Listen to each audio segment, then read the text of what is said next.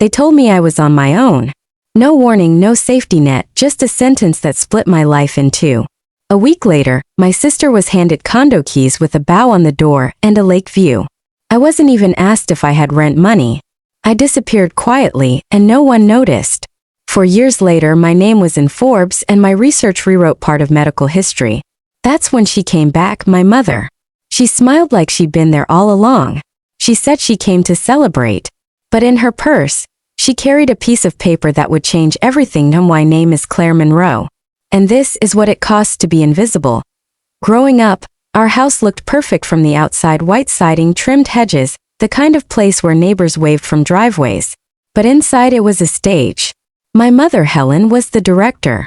My father played the quiet extra. And the star? Always my sister, Elise. Every photo, every dinner, every story. She was the golden thread that held our family's attention. When Elise got her first car, it came wrapped in red ribbon. When I got mine, when I borrowed hers, I got a reminder to be grateful. Mom said, "You don't need gifts, Claire. You're the practical one." Practical. That was my role. The shadow behind her spotlight. At 16, I learned that invisibility doesn't hurt at first. It numbs. You tell yourself it's freedom, that being overlooked means you can't be disappointed. But it's a lie. When college letters came, I worked up the courage to ask for help. "Just with housing," I said softly.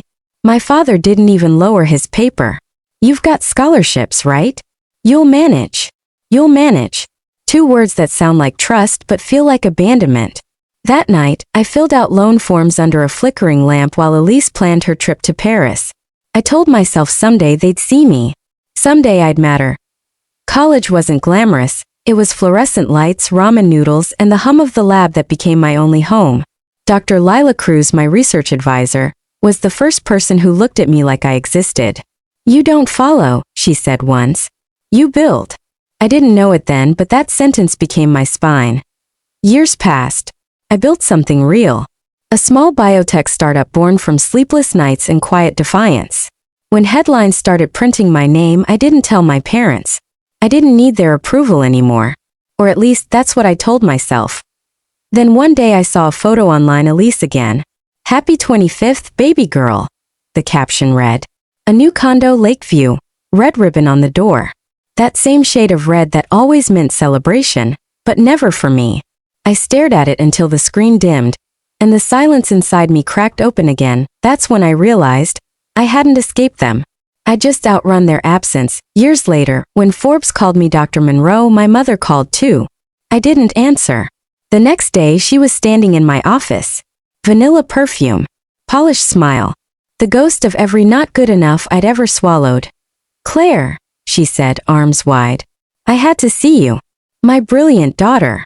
Her voice dripped sweetness, but her eyes were scanning, calculating. I asked why she came. "To celebrate," she said. "And to discuss something important." She opened her purse and slid a folded paper across my desk. "I've been keeping track," she said. I unfolded it. An itemized list. Private school tuition. Meals. Emotional labor. At the bottom in neat print, total due $1,000,000. I laughed, thinking it was a joke. It wasn't. "You're serious?" I asked.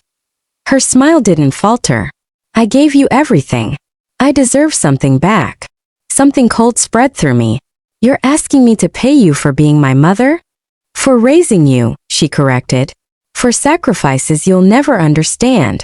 I'd spent my life trying not to upset her. But that day, something inside me finally stood still. "I'll help with your expenses," I said quietly. "But not this."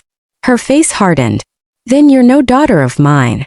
She turned, her perfume trailing like smoke, and before she left, she whispered, "Your father would be ashamed of you." When the door closed, I didn't cry. I just stared at the paper, that $1 million invoice for motherhood, and realized the debt she thought I owed wasn't financial. It was emotional. And I wasn't paying anymore. At BY morning, I walked into the lab early, the machines humming like steady heartbeats. Dr. Cruz found me scribbling data. "She came, didn't she?" "She wants money," I said. Doctor Cruz studied me for a moment. "And what do you want?" "Peace," I said. "But I don't think it's refundable." I created a trust, Enough to keep my mother fed, clothed, safe. Strict limits. No withdrawals beyond a small monthly stipend. My lawyer said, "You're protecting her." I said, "No. I'm protecting me." The calls came fast. First anger, then guilt, then threats. I didn't answer any of them. Eventually, the noise faded into something I'd never known before, quiet. Months later, Dr. Cruz handed me a ticket to a coastal retreat. "Go," she said. "Find a place that doesn't need fixing." I stood by the water one night, waves brushing the shore like they were erasing something. That's when I understood. Freedom doesn't look like triumph. It looks like stillness. Years passed. The company thrived. Mark, my partner, and I built scholarships for young women in science, girls who reminded me of myself before the silence hardened. One morning a letter came. No return address. One shaky line written in fading ink. "Thank you for the coffee and no apology." No explanation. Just that. And somehow it was enough that I drove to the lake near our old neighborhood. The water was still, heavy with memory. I whispered goodbye not to her, but to the version of me that kept trying to be chosen. People think closure is a conversation, a hug, a tear, a perfect ending. It's not. Closure is the moment you stop waiting for the apology that will never come, and live anyway. I don't hate my mother. I don't love her either.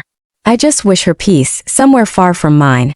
And if you've ever had to build yourself from the silence your family left behind, hear me, you don't owe anyone for surviving.